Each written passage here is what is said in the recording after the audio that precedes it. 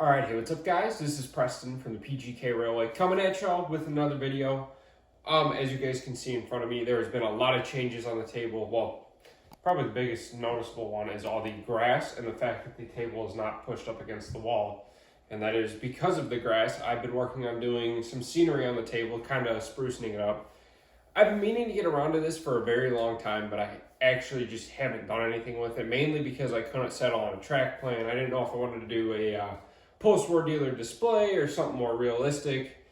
Well, after doing a lot of thinking and a lot of playing around with this table for a little under a year, I decided this is going to be the final track plan. We just got two loops one loop following the edge of the table and another loop just going around, basically mimicking the other outside loop with a small spur. I'll probably give you guys a full layout update at some point in the near future. I mean, that won't be a difficult video to do. I just got to actually get around to filming it. But today what we're going to be doing is I'm going to show you guys how I'm doing my scenery. And this is just going to be a very basic general video on laying ground foam and just how to add the little bit of detail to make it look a little nicer. By no means am I an expert. I'm no Norm Charbonneau with scenery. This is kind of just me throwing stuff together randomly and seeing what works and what looks good in my opinion. But yeah guys, so I guess the best way to get this started is explain everything that you're going to need. Alright, so for this video, I'm going to start it off by showing you guys what all you're going to need. And we're going to go over the basics first. First, you're going to need Mod Podge. I use matte. I actually forgot to bring it over to the table, but it is the Mod Podge in a yellow container. And that's going to be your number one most important thing is Mod Podge. I've gone through 3 bottles now, and then I decided to run out and get some big 32-ounce things of Mod Podge at Walmart, just because if I don't use it, I can always save it for later. But yeah, so we're going to jump right on in, and I'm just going to show you what you guys need. First off, probably going to want a paintbrush of some kind. This is just a small one, so I can get kind of in the grooves of where I'm going to be laying my ground foam at. And of course, along with the Mod Podge and the paintbrush, you're going to need some glue. And there is some special mixtures that people use. I mean, this is just what I've come across from doing a lot of research online, is your best thing to put down as a base before you start actually putting down your ground foam is you're going to want a 50-50 mix of water and Mod Podge. So there's a third of a cup of water and a third of a cup of Mod Podge in this one. This will be just we just set it down to help hold stuff in place in case you have a draft, so you don't lose all your ground foam everywhere, because if you got any sort of wind, it'll go all over the place. That's a fair warning. Another thing that you are going to need is you're going to want to dilute Mod Podge. You're going to want to do a 1-to-3 ratio between Mod Podge and water. So in this cup, there is 1 cup of water and 1/3 cup of Mod Podge with a few drops of Dawn dish soap. These are just, once again, stuff that I don't know exactly why you need all of it. I don't know what the Dawn dish soap does exactly. If anyone does know, please leave it in the comments. But this is just your basic stuff that you're going to need. You're going to want to have your 2 forms of diluted glue.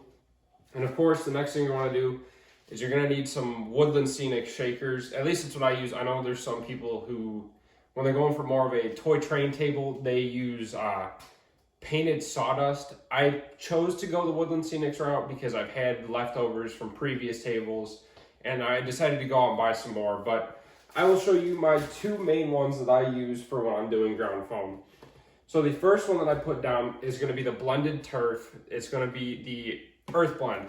I will layer this down first, just so there is a nice base color to the table, and then I will go over it with the blended turf, the green blend, because this is a much more rich green color. And so if you do them on top of each other, even if you don't fully cover it with the green blend, you'll have a nice mixture and kind of, it'll blend itself together with different colors. I tend to go a little bit heavy on the green blend, so the earth blend may not really serve a whole lot of purpose, but it's just, I don't know, that's just how I do it. And so we're going to do that. We're going to show how I do this corner, and then another spot that we're going to show is how I've done my, I don't even know what you call it, my ground foam and just shrubs and little things in between the tracks. Yes, I know I haven't ballasted yet. I'm saving that for last. I'm trying to figure out a good ballast mixture for this table, and I do have extra ties coming because I am using this tubular track. So yeah, without further ado, we're just gonna jump right on in and I'm gonna show you guys the process. All right, so here we are. This is a better look at this corner. As you guys can see, this is still just foam that has been painted brown. I do have some grass in between the rails and on the inside of the actual table itself, but I made sure to keep this table empty just so I could show you guys exactly how I do this process. So the first thing we're gonna need, of course, is going to be our little 50-50 Mod Podge mix and a little paintbrush.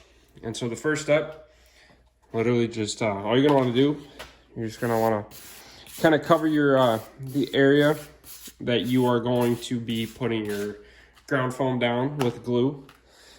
You don't have to go crazy heavy with it, but the more the better. This is, once again, this just holds down the foam in case if there is any form of a draft or wind in the area that you're working in. Because I won't lie, I've done sections of this table and I have completely forgot to do this step. But thankfully, since I've kept the garage door closed and the other glue set in time fast enough to where I didn't really have to worry about ground foam actually blowing anywhere. So you can get away with this step. I just do it just as a security precaution because woodland scenic stuff is kind of expensive. I want to say I paid about $12 to $13 per shaker bottle, which, I mean, it may not seem like a lot, but especially once you start getting more colors and then you got to get more, you got to keep stocking up on it, it can get expensive fast. So this table, I'm not going to get it all done within a week. I do have plans to elevate a part of it. Oops, I got a little bit of glue on the ties. But yeah, you just want to play around with it. This stuff does get expensive. I mean, if you got endless pockets, go for it. Just stock up on these shaker bottles. Yeah, these are old ones from Hobby Lobby that I've had for probably 5 or 6 years, and they were $11 back then. And yeah, $12.99 when I went to my local hobby shop, Terry Tucker's Train Supply. Great hobby shop. But yeah, this stuff does get expensive. So the first thing you're gonna want to do, or the way I do it, is I get my blended turf earth blend T1315 or 1350 is the item code. And all you're gonna want to do, pop it open, have it on the actual shaker side because there is a side for if you want to scoop it out with a spoon. So all you're gonna do, open it up, hold it a little bit away from the table, and just gently shake. Make sure you're covering everything that you want to cover. I'm going to go kind of light on this just because I am starting to run a little bit low on my grass. Well, semi-light, not too light, but I'll do this. And if you don't, if you do put a little bit too much down, you can always vacuum it up. And I've heard that if you use a stocking, that works really well for if you want to save it. I normally just end up vacuuming it up because I don't really have anything to save it. So yeah, and here we are. This is this corner with just a little bit of the blended turf, sorry. Just that alone makes a huge difference, but I like this more rich green color. So the next thing I'm gonna do is I'm gonna grab my blended turf, but this one is the green blend.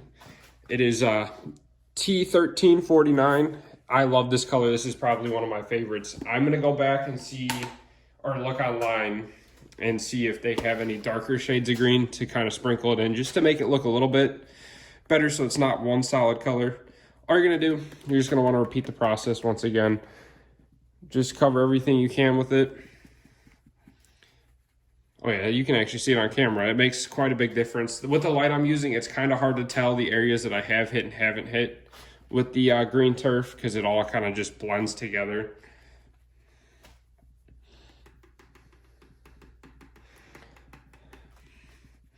So there you go. Once we get there, we now have basic grass on the table. And so now the next step is you're gonna wanna grab your isopropyl alcohol in a spray bottle. And you are just going, the more you spray it, the better. Because if you don't spray it very well, what will happen is when you go to lay down your 1/3 mix of Mod Podge and water, it will actually clump up. Oops, I was a little too close on that side, so let me grab my green blend once again and try to touch that up just a little bit. And another reason why I have the table painted brown was because if there is any areas that for some reason it beads up, or whenever it's not, if I decided to leave a bare patch, it would look like there's dirt underneath the grass. Just in case if something happens and it starts beating up, I just wanted to be prepared for that. So we have completely drenched our grass that we just laid down, and so this is the most tedious step. I'll just give you guys a basic rundown of it. I'll show you how it works. Sorry about that, I accidentally knocked the tripod. But I'll start on this corner. The way I do it is I kind of block it off in sections as I go. So all I'm gonna do, you want an eyedropper. Well, I use an eyedropper just because when I do this stuff, I have to have it locked down because I am in a garage and I don't want any scenery to be blowing if I have the garage door open for natural lighting. So all it is, you just take your eyedropper. Gonna want to do this. I go to a texture where everything is, or not texture, but the ground foam itself actually starts looking kind of whitish, just so I know that there is plenty of glue.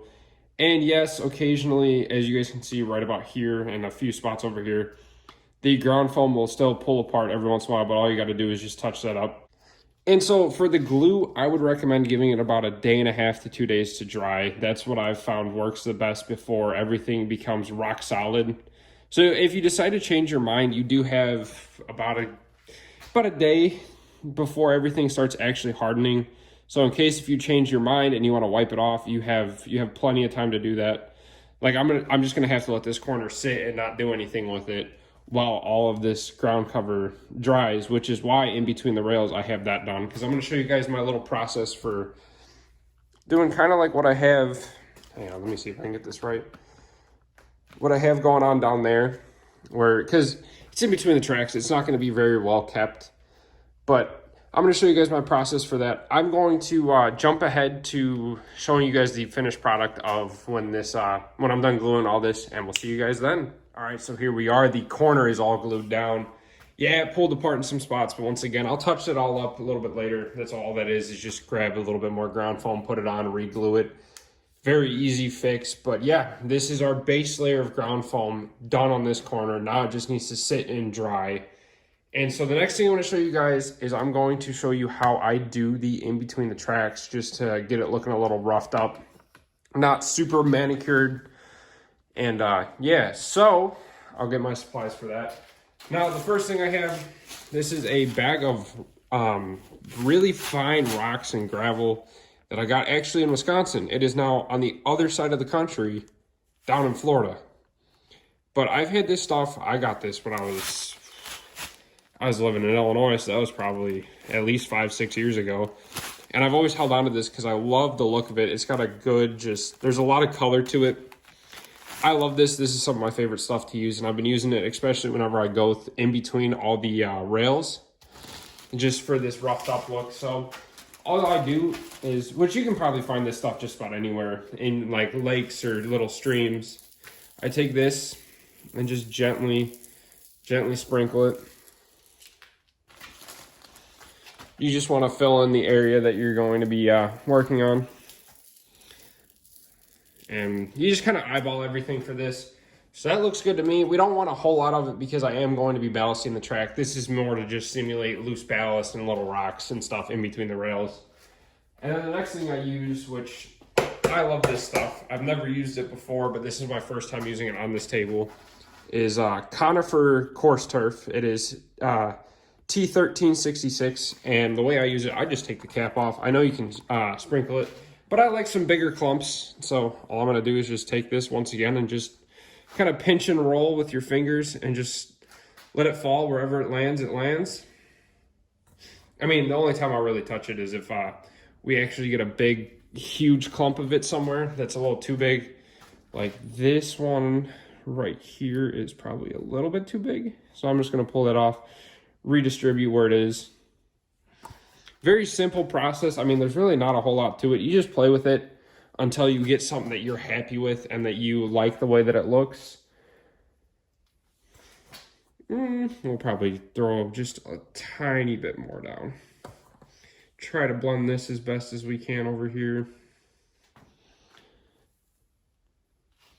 And I mean, as you guys can see, that's a good chunk of the detailing the inside of the tracks right there. So the next thing that I'm going to use is I'm going to use another coarse turf, but this is a dark green coarse turf. And I do the exact same thing that I did with the conifer coarse turf. Just kind of take it, gently sprinkle it. Now the thing with doing this stuff in sections is you'll never get it to look exactly the same, but you can, it always looks good. I mean, you might be able to tell where a new section starts and an old section stops, but you just gotta play with it. See what works best for you. And I mean, you may want it to be nice and clean in between your tracks where the ballast is, so you may not even do this, but I'm just giving it to you guys as a suggestion. And then I'll once again get a little bit of that sand and just go over it so there's sand on top of the little clumps of turf. And I just realized I forgot a few more things that I used for this, so I will be right back and I'll show you guys how I finish this up. All right, so I got the last two materials that we need. Another one is another shaker bottle of Woodland Scenics, but it is not actually ground foam. This is going to be fine ballast cinders. This is B1376. I love this stuff. It works great. As you guys know, in Florida, or if you guys didn't know, in Florida, especially the part that I live, there isn't a whole lot of natural dirt. Because the second you get past the topsoil where all your grass grows, it is nothing but sand. So I'm using this to simulate dirt because you can't really get a whole lot of actual brown dirt down here. So all I'm going to do with this, now I will say, be prepared for thumb cramps if you do this the same way that I do. Because pinching and rolling, yeah, it works really well for distributing your scenery supplies. But the big issue with it is, man, if you do this a lot, you will give yourself one hell of a thumb cramp. I will not lie. So once again, you just kind of want to eyeball it. Just kind of intermix it, sprinkle it in.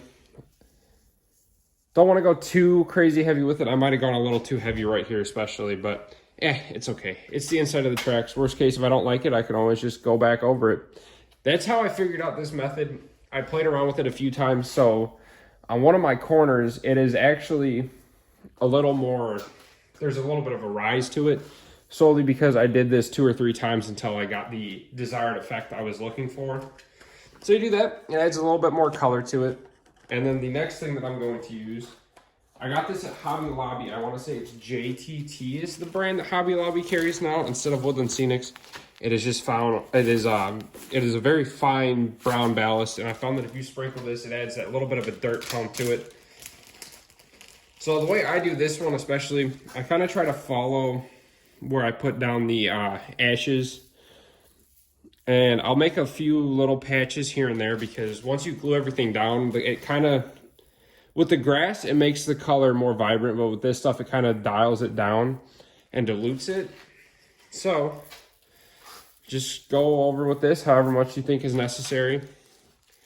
I'm just doing a little bit with a few big clumps here and there because, I mean, if you got dirt showing through, it looks perfectly fine and natural. So yeah, this is pretty much the final look. I'll take the phone off the tripod and show you guys a little bit better what it looks like. This is a section that I have already completed, and it looks really good in my opinion. I mean, yeah, some of you guys may not be too happy with it, but this is, for what I'm going for, this is exactly what I'm trying to achieve. But yeah, it's just a little mixture, and you just kind of play around with it until you find what you like. And just playing around, I figured out this method, and I'm really happy with the outcome of it. So the next step is just going to be hit it with some isopropyl alcohol and glue it, and then let it sit for 1.5 to 2 days. All right, guys, we are back. This is 2 days after letting the glue sit and dry. All of this in here is glued down. I'm not going to go too crazy just because I know the rocks aren't super secure, and I don't want to pull them up. But on the grass, I can take my hand, slap it down, drag it all the way back. We are good to go. As you guys can see, there is a few spots where the ground foam actually pulled away from itself, and so now we got a few patches of brown. All I'm going to do is I'll touch it up at a later date. But yeah, and you guys can also see a pretty good, the reason why I actually mix my ground foam is because you get this nice little, it all blends together. It looks more natural because it's not just one uniform color, because as you guys know, grass doesn't always grow perfectly green. So it's a good little mixture, and this is the final result of doing ground foam the way that I do it. Well, guys, that was this quick little video. I know this was not the most professionally or well done video that I out there on scenery. This was kind of me deciding, hey, maybe I should show this to you guys that follow me on YouTube, just so in case if you guys do decide to build a table, I can give you at least a few ideas. That is one thing I've done throughout this entire table process, is I've consulted a lot of my good buddies and just asked them for their opinions on what they think would look good and how they do their scenery. Because yeah, you don't have to copy someone's scenery, but they may have that little trick here and there, or that good blend for doing ground foam that you prefer over different ways. So if you guys do build a table, just reach out to people, talk to them, ask them about their scenery, and just if you see anything you really like on someone's table, I would just ask them. Because I mean, that's what this hobby's all about. It's all about helping each other out. So just talk to people, figure out what method works best for you, and just kind of go with the flow. And if you don't like it, when in doubt, just vacuum it up, start over. That's one thing I will say, especially before doing a lot of scenery. Like, I was trying to make a good blend of ballast using several different Woodland Scenics actual like ballast shakers. Now, I could have just mixed them and just willy-nilly thrown it down on the table, but I want to get something that looks fairly good. And so I messed around with it. I wasn't too happy with the results, so I'm now trying to figure out, I'm asking a bunch of my buddies who have fully finished tables and everything's nicely ballasted. I'm asking them what they use for their mixtures. But guys, I hope you guys enjoyed this. It was a little thrown together video just so you guys can see how I'm doing the scenery on my table. And I hope you guys have enjoyed, and once again, I'll catch you on the next one. Have a good one. This has been Preston from the Pgk Railway. Have a good one.